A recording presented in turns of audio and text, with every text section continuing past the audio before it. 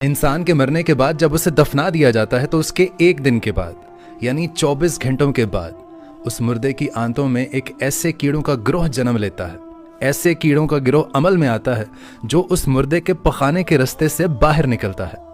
और साथ में नाकाबिले बर्दाश्त बदबू फैलाना शुरू कर देता है, जो कि दरअसल अपने हम पेशा कीड़ों के लिए एक इन्विटेशन होता है, एक सिग्नल के तौर पर काम करता है। और ये ऐलान होता है बिच्छू और तमाम कीड़े मकोड़े उस इंसान के जिस्म की तरफ हरकत करना शुरू कर देते हैं और उस इंसान का गोश्त खाना भी शुरू कर देते हैं। और आप ये जानकर हैरान हो जाएंगे कि इंसान की तदफीन के 3 दिन के बाद सबसे पहले इंसान की नाक की हालत खराब होना शुरू हो जाती है। 6 दिन के बाद इंसान के नाखून गिरना शुरू हो जाते हैं और 9 दिन के बाद इंसान के बाल भी गिरना शुरू हो जाते हैं और 9 दिनों के बाद इंसान के जिस्म पर एक भी बाल मौजूद नहीं रहता